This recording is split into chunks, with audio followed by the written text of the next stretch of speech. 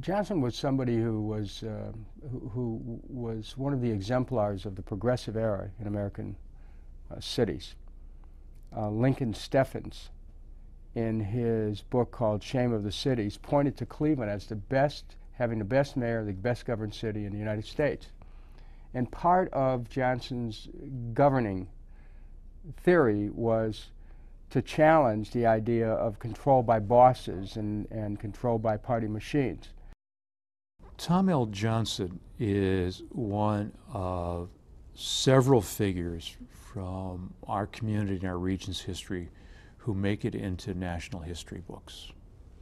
The other figures, and I'm just taking these quickly, would be John D. Rockefeller, Carl Stokes, and Louis Stokes. Tom Johnson is there. And the reason Tom Johnson is there is because he transformed the city. He professionalized it. He saw it through the beginning of a period of enormous change. And what Johnson helped catalyze, ended up, and he's not personally responsible for this, in a city that had a city club, a city that created the first community foundation. Johnson is compared nationally with reformers like Samuel Golden Rule Jones of Toledo or Hazen Pingree of Detroit.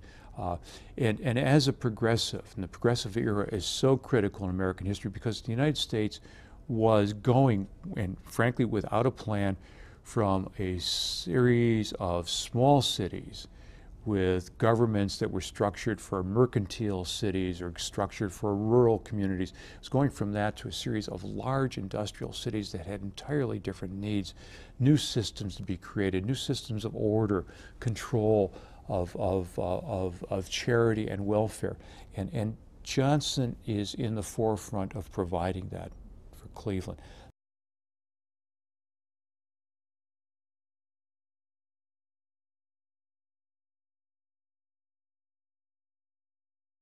Cleveland, over 100 years ago, Cleveland was a city on the move in every way. It was rising on the way to becoming the 6th largest city in the United States.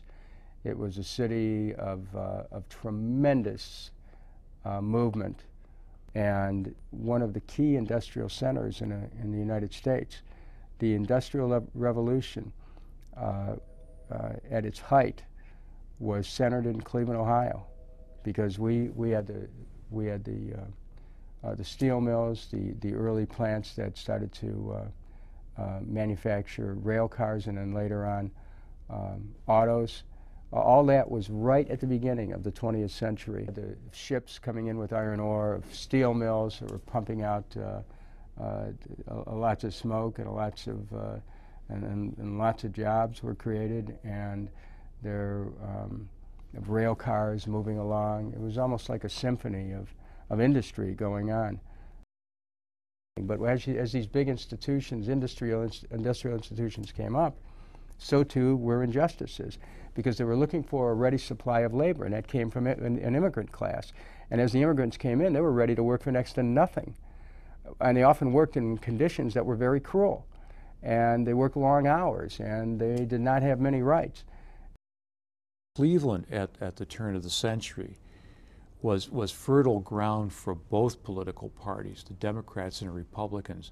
And the ground that was being fought over was this burgeoning immigrant population in Cleveland. Polish, Hungarian, Jewish, Italian, Slovak. By 1920, we're looking 20 years in the future, Cleveland's population was 2/3 immigrant born or of immigrant parentage. In 1900, about 30,000 to 40,000 people in Cleveland came from German-speaking families. This was supposed to have been a New England city, but you have all these new people coming in, and as they become citizens, they can vote. And their children, when they're born here and they mature, they can become votes. So the question was, who's going to get the votes of these new groups? Cities are having trouble coping. They don't have regular police forces often, they don't have regular sanitation departments, they don't have regular fire departments. There are so many city services that we today take for granted. And the thing that you have to understand is in the late 19th century, cities throughout the United States, Louisville in Kentucky, Chicago, Cleveland, Buffalo, New York City in particular, were burgeoning with new populations, and as they expanded, there needed to be some affordable transit system to get them back and forth. And street railways were that system. They were not municipally owned, And once an entrepreneur who wanted to create a street railway got the franchise to run his railroad tracks down a particular street, it was gold, because there were no automobiles, and the working stiff, if you will, did not have a horse and carriage. So that was money to be made to work, from work, to the theater, to the park, to the baseball park. It was one of the most lucrative industries in the United States. You know, today people might not understand how important streetcars were because we live in an automotive age. But the Cleveland Automobile Club said in 1900 that in Cuyahoga County there were 150 automobiles. You had a population in 1900 of 382,000 people. So that meant that the vast majority depended on public transit to get to work, to go shopping, to get to church, to visit relatives, whatever. Public transit was highly important. Today, if there's a story about Regional Transit Authority, it'll be stuck probably somewhere in the metro section. Back then, if you look at the papers, front page always, whatever they were doing in the street railway industry, because it was very important to people's lives. Since there were these individual lines owned by different companies, one of the problems that existed, most of them charged a 5-cent fare. But you might be living in a part of the town where your streetcar line went so far, and then you had to take another one to continue your journey, which was owned by another company. So you'd have to pay another fare because most of the lines did not have transfer agreements between them. So you might pay, for example, from West 65th Street to get downtown 10 cents. Well, in an era when people might be making $1, $1.25 a day, 10 cents here, 10 cents back, that was a significant piece of their income.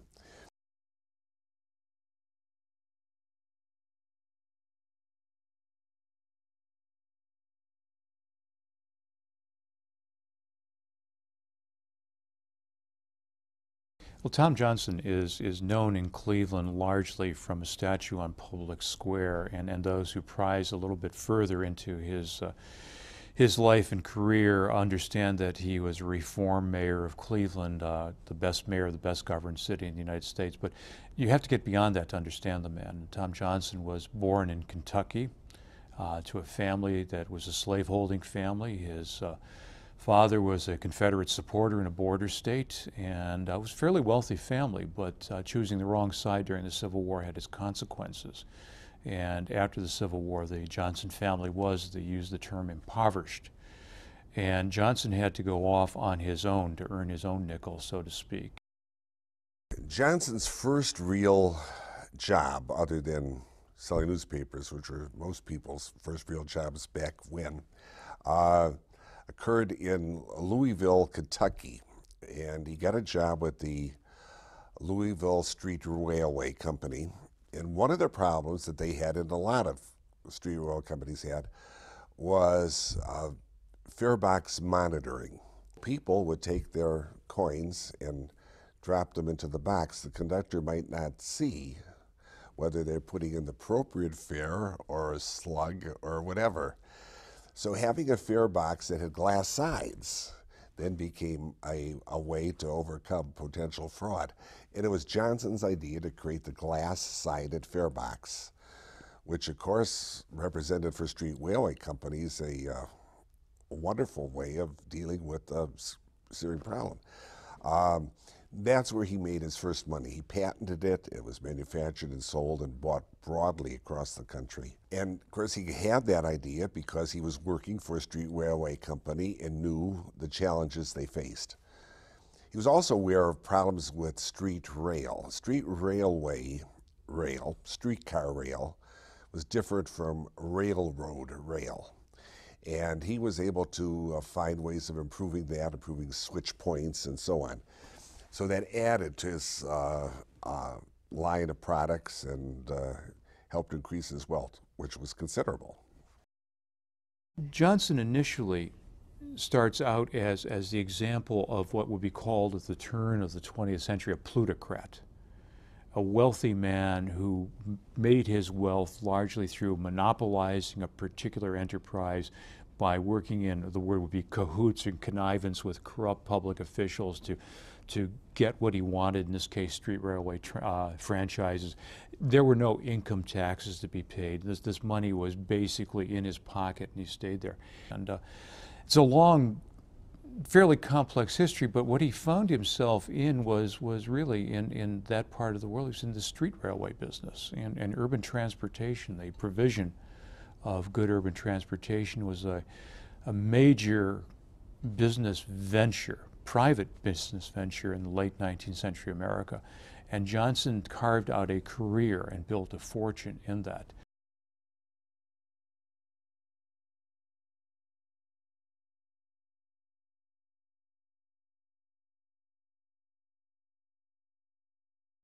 One of the more interesting stories in his early days was how he sort of stumbled upon Henry George, who would become a good friend, he would become a political confidant too. He, in fact, would end up being buried next to Henry George, who was a famous economist and philosopher. So he's riding when he owned some railroads, both in Indianapolis and in Cleveland. He was riding on a train between the two, and one of the train boys comes into the car and says, he's selling numerous things, and train boy says, would you like to buy this book? He had a couple books, and it was titled Social Problems. And so Tom Johnson says, I don't think I'm really interested in social problems. Well, the conductor overhears it and says, no, I think you'll like this book. Maybe you should pick it up and read it. He said, if you don't like it, I'll refund you half the money. And so he thinks, okay, well, I'll pick it up and read it. And so he does, and he can't put it down. He reads it all in one sitting. And it gets him more interested, of course. It's by Henry George. And he ends up getting it to many of his friends. But what was interesting is after he read it, he is having trouble in his own mind. He's arguing with Henry George, thinking this cannot be true. Here's this monopolist who had made all this money. He's thinking this cannot be true, this single tax, this land tax. It can't be this simple. But also not just about taxation, also about the haves and the have-nots and how government might be able to support those people who did not have enough. And so he takes it to one of his partners, Arthur Moxham, and he says, here, read this. And he said, here, find all the arguments with this, because I'm having trouble. I can't find any problems with it. So he keeps coming back to them and saying, hey, did you find anything? And his partner, Moxham, said the first time, I have a bunch of notes in the margins. And those are my biggest difficulties. But I don't want to talk about it yet. I'm still not confident. So he reads it a second time. And he says, I still don't want to talk about it, but my marks, I've had to erase a few marks. And the third time he said, you know what? I've erased all my marks. I can't argue with it. And so here you have Tom Johnson, who sort of reluctantly gets on board with Henry George. But once he does, he embodies it with almost a religious fervor, where it becomes sort of his all-encompassing goals is to spread the messages of Henry George and these ideas about what government can do for all people, not just for the privileged, as he seems to sort of focus on quite a bit. So it's pretty cool. I mean, here he goes sort of reluctantly into it, but once he does, he throws himself into it to the point of losing quite a bit of money. By the end, he's lost a lot of his money. And then, like Paul on the way to Damascus, Johnson had a revelation. He read the writings of Henry George, who was an advocate for governmental reform, particularly for tax reform. He wanted a single tax based on the values of the land. And as Johnson read more deeply into Henry George, he began to look around himself and to discover that the world he inhabited, it's not Johnson's words, they're my words, was unjust. It was unbalanced. That the accumulation of wealth without any give back, any payback to the community that provided that wealth, provided that substance, was not only illogical, but it was immoral. And so Johnson flips. Not that he gives away his millions, but he flips from becoming a millionaire entrepreneur to a reformer. And he feels that the best way that you can reform and change society is to get into politics. And his initial foray, a brief one, is in the United States Congress. But in the Congress, he's one of many people who are trying to influence policy and judgment. And Johnson's dynamic. He's a direct person. I mean, he's an inventor. He does so many things. And politically and ideologically, he feels the best way to do things is by himself. Now, by this time, turn of the 20th century, Tom L. Johnson is operating street railways in Cleveland. Now, Cleveland, you have to understand, at the turn of the 20th century is an up-and-coming city. It's one of the largest cities in the United States. And between the time 1900, when Cleveland has a population of around 300,000, in 1920, when it has 800,000 people, it evolves into the 6th and then the 5th largest city in the United States.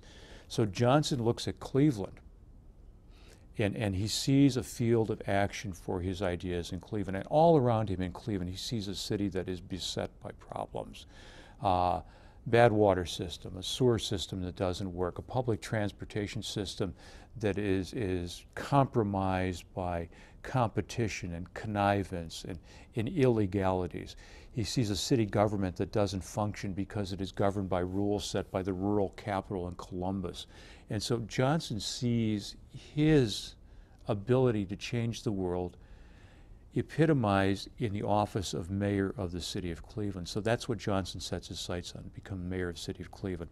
And with George's ideas in his mind, with thoughts about municipal ownership, I mean, why should individual companies sell water, a basic commodity of life? It should be provided by the city. Why then should the city not provide transportation for its populace rather than private companies? These are the thoughts in Johnson's mind as he runs for mayor and successfully wins the office in 1901.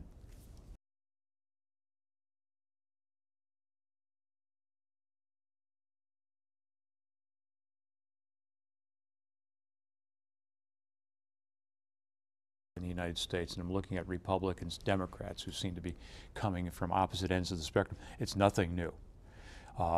In the 1890s, the Republican Party, which had begun under Abraham Lincoln, had become the party, many people would say, of the wealthy, of the plutocrats, the party who wanted to keep the gold standard. The Democrats were the party of the downtrodden. The party of the rural farmer who was beset by mortgages, by equipment loans, by depression and recession, the party of the urban worker in many instances. And so there was a great gulf between Democrats and Republicans.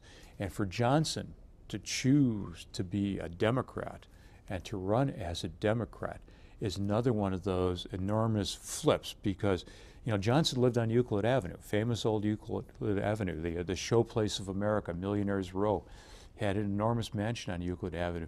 And you could bet that almost every one of his neighbors all the way down the street was a Republican. But there's Tom Johnson, who chooses to be a Democrat, as sort of the underdog party. And to be a Democrat was equally difficult for Johnson because he was a Southerner. And the Democrats were the party that were associated, rightly or wrongly, with the South and the Revolution, South and the Civil War. And so this is, to my mind, a real leap on Johnson's part to the party of the other side. You have to remember that if you look at the Republican Party in the United States, it provided a number of presidents throughout the 19th century, and almost every Grant, Hayes, Garfield, McKinley, they were all Civil War veterans. They were all there with this banner of patriotism. And here's this guy who is the son of a Confederate veteran who's a Democrat running in Northern City. That's a pretty gutsy thing to do.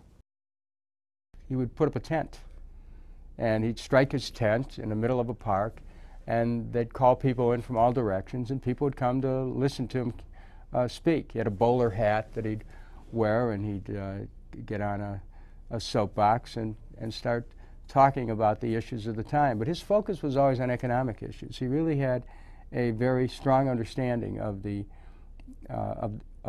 importance of providing opportunities for people of all incomes, but particularly for the poor and for the middle class. Tom Johnson's philosophy really was an important part of later on building a middle class in this country.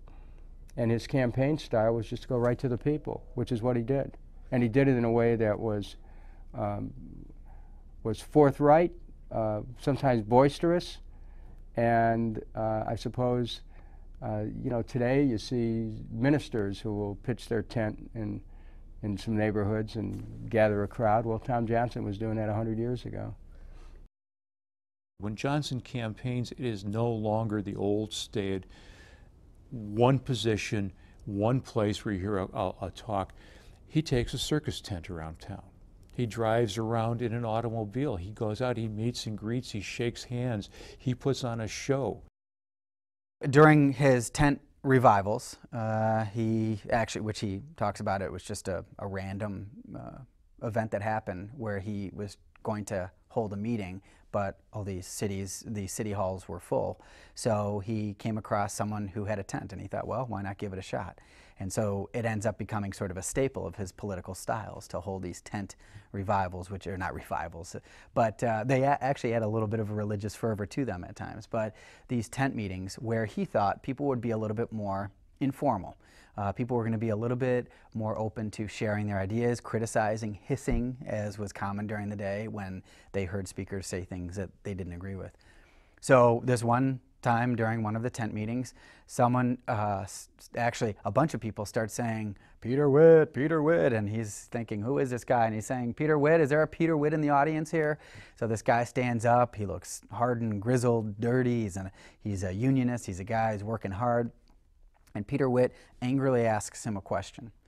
And Tom Johnson's first reaction was, hey, Mr. Witt, why don't you come up here on the stage so we can have a civil dialogue? And he said one of the great things about tent meetings was from the anger that Peter Witt showed at the moment he stood up until the time he made his way through the crowd to shake his hand, all of a sudden he was all smiles and that anger had fallen away. And I think that sort of typifies what Tom Johnson was about. It wasn't about conflict so much as trying to actually figure out where they could agree and how they could move forward. Peter Witt would eventually become one of his great propagandists, one of the great messengers of progressivism, so that as a guy who came from the working classes, he knew that Peter Witt could actually sell his ideas and could actually speak well to the masses of Clevelanders who were wondering about Tom L. Johnson and the direction of government.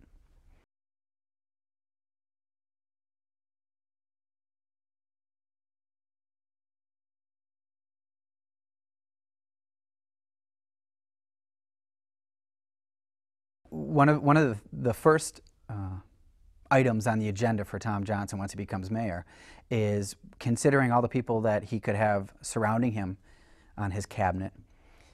He draws up a list of all these possible names, and it's not a list that's based on partisanship. He doesn't say, here are the Democrats and here are the Republicans. Instead, he says, here are the people that put the civic interest above partisanship, and here's the people who don't.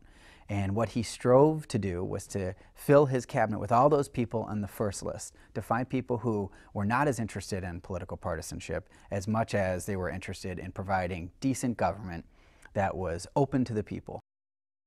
Tom Johnson, in many ways, epitomizes the progressive impulse in the United States at the turn of the 20th century. Progressivism is not only about the reform of conditions in American cities, but progressivism is about bringing expertise and excellence to the governance of the national government, of state governments, and of city governments. What the progressives do is they take the business world as their model. They see American businesses prospering because they bring bright, smart, well-educated people in to do specific jobs. And so when Johnson becomes mayor of Cleveland, he does the same thing. He surrounds himself with extraordinarily bright young people. They're not politicians. They're experts. Newton D. Baker is a lawyer out of West Virginia. Baker will go on to become one of the most famous people in the United States. William Bemis is an expert on water supply systems. Fred Kohler modernizes the police department. Harris Cooley, a minister who is so focused on social welfare and bringing people out of poverty and dealing with crime. Harris Cooley becomes the head of corrections in the city. So by 1904, 1905, Cleveland is no longer governed by a mayor and a group of political cronies, but it's governed by a mayor who has surrounded himself with experts in various fields needed to deal with the issues that face American cities at the turn of the 20th century. And those issues are considerable. With a rapidly expanding population, how do you expand water supply? How do you make water supply pure and clean when you're taking it out of a lake that is increasingly polluted? You have increasing criminality in a city that's expanding. What do you do with criminals? Do you incarcerate them or do you reform them? Well, you start what is known as the farm system. You send them out to work on a city-built farm, the coolie farms as they're known. What about the white plague, tuberculosis, which runs rampant? Well, you build a municipal sanitarium out near the coolie farms. What about parks? Are they there just for decor? No, they're there really for the public to enjoy themselves. So Johnson, for instance, takes, to keep off the grass signs off the parks. He's there. He's focused on modernity. He's focused on order. He's focused on system.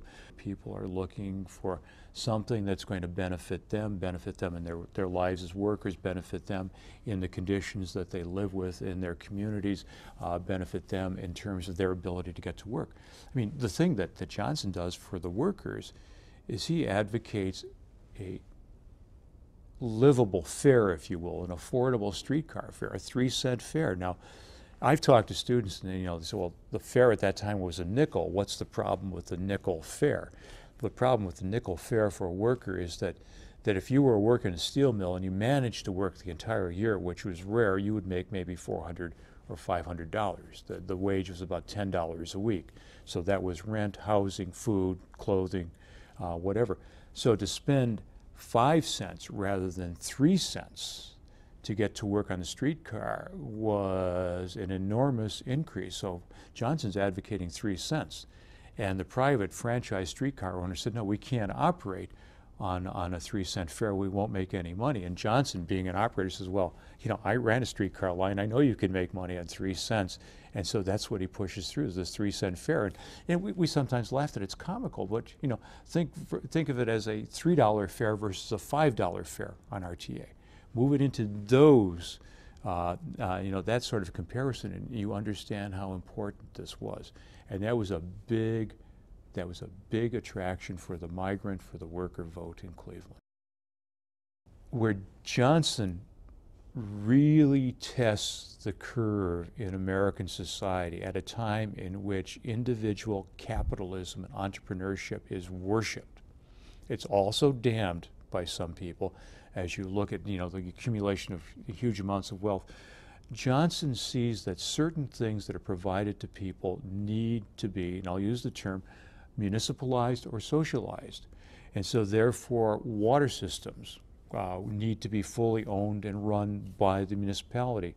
And then he looks at the system which he made his money, urban transport. And Johnson advocates, he doesn't see it fully achieved in his time, municipal ownership of transit systems in the city. Now, this is something that we take for granted in the United States now.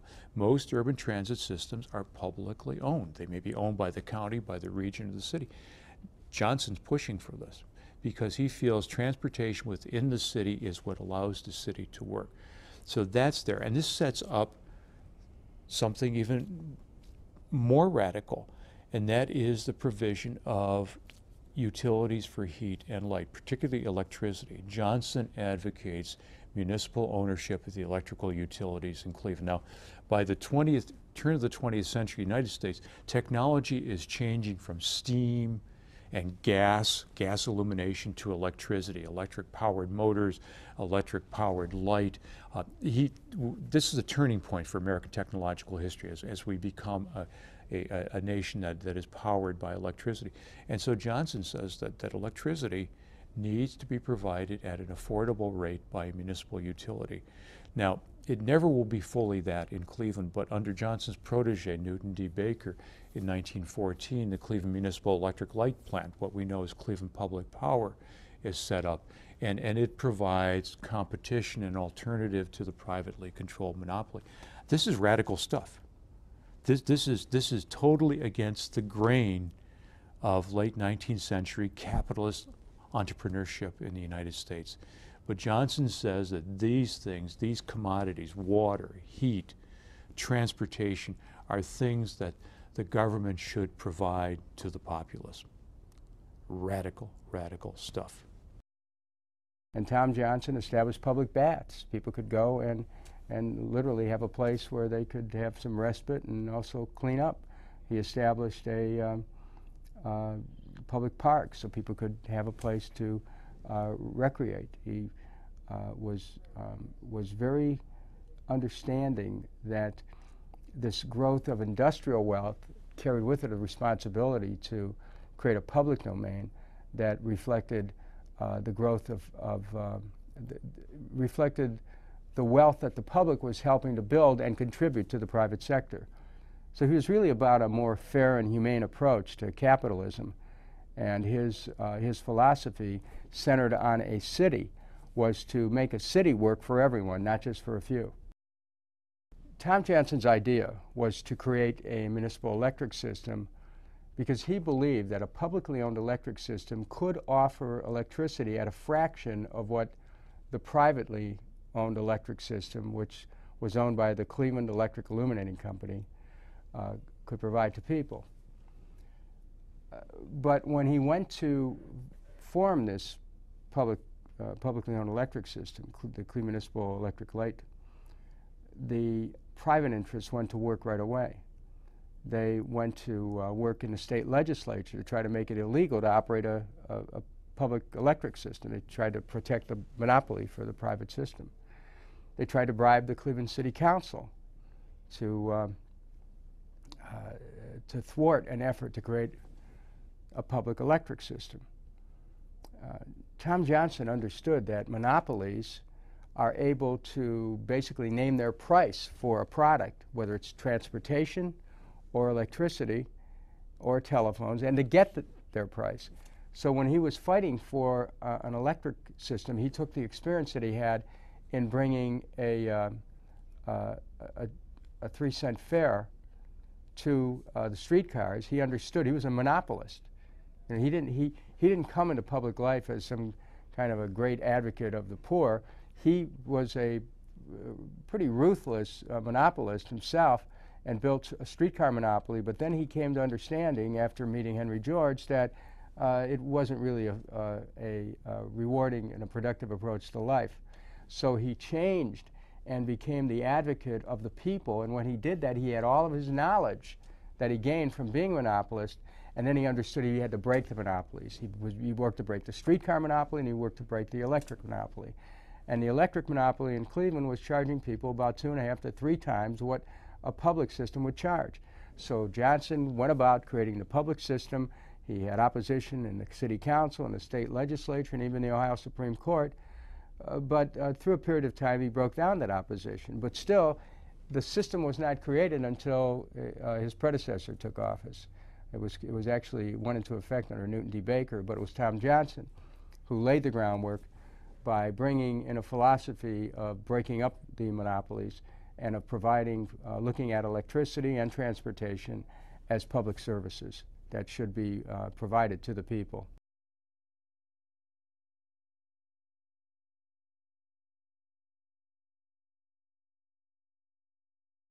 We can't say that Tom Johnson was, in the end, an unmitigated success. Otherwise, when he ran for mayor for his last term, he would not have been defeated. We had a lackluster, almost unknown mayor, Herman Baer, who was of German background. What had happened, I think, is as the people of Cleveland, northeastern Ohio, got tired of the debate, particularly the constant conflict over creating a 3-cent fare in a municipal transit system. It went on and on and on, and that became really rather tiring. And also in 1907, Cleveland and other communities were hit by a severe recession. There was a recession of 1907. So that may have led to Johnson's defeat. Johnson's life ends on a rather tragic note. He was a millionaire, but he spent almost everything he had in running for office. He spent his own money to run for office.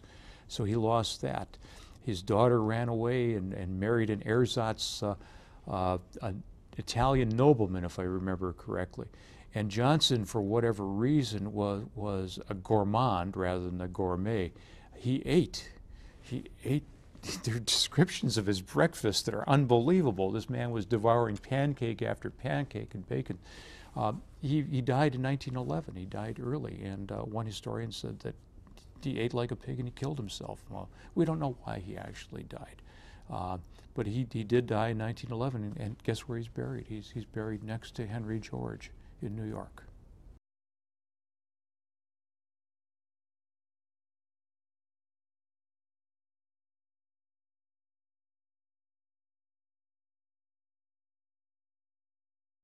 when Johnson died, there was great sadness in Cleveland.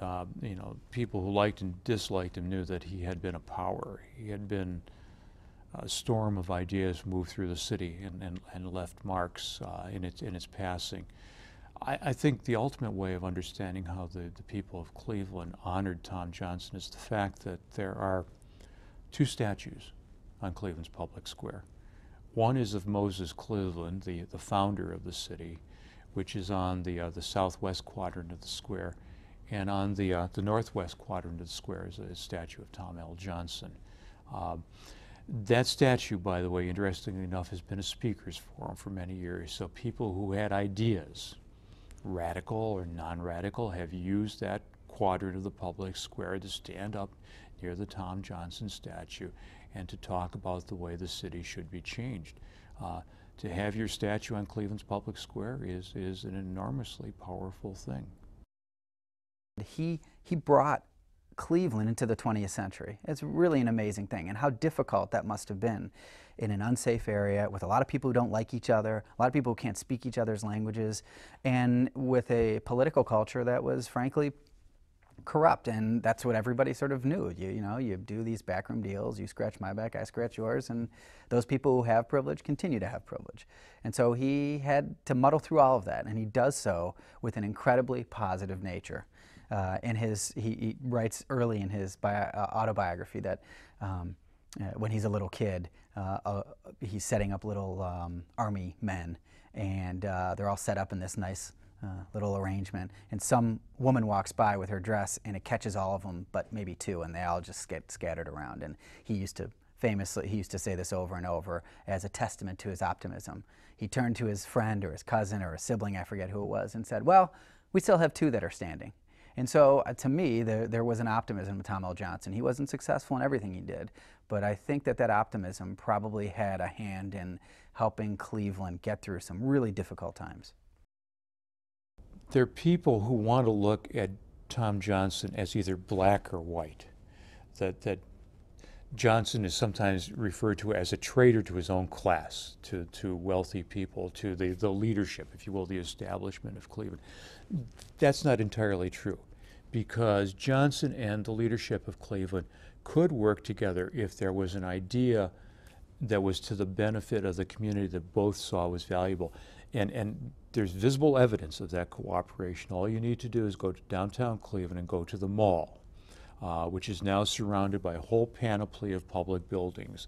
The public library, the Lewis Stokes addition to the library, the Howard Metzenbaum Courthouse, the Board of Education building, public auditorium, Cuyahoga County Courthouse, and Cleveland City Hall, all around this open esplanade of land. And what Clevelanders saw at the turn of the 20th century was a city that had been planned initially, and then had just been overgrown and just sort of grew in different directions. And one of the most public areas of the city was just north of the public square. And by the 1890s, that area was full of bars, ramshackle houses. The red light district was there. And there was a shining beacon that many Clevelanders saw in Chicago, and that was the World's Columbian Exposition, the Great White City. And so this really sparked a movement in many major cities to do what Chicago had done, was to take an area and build it in a grand style of Beaux-Arts buildings, in a uniform style that would celebrate the city's prominence. And so civic leaders in Cleveland, and Johnson quickly got on board, advocated the creation of a mall plan. And that plan went through, with Johnson and a lot of the people who hated his guts, if I can put it bluntly, politically, working together to achieve something that is still a landmark in our community. So there is cooperation. Tom Johnson, I think you could argue, had a hand in actually making progressivism tangible. People could see what progressivism might mean in their daily lives. And to me, that's an incredible legacy. You see him in that statue on Public Square today, and you know the story goes that he wanted to be immortalized in a seated position. And when the question was why, he said, well, so people could come and sit on my lap, in particular children. To me, that says it all, the idea that he wanted to be accessible to people, and he wanted that sort of that connection of other people in the community to him, so that as a group, Clevelanders could move forward into the 21st, into the 20th and then 21st century. Pretty amazing.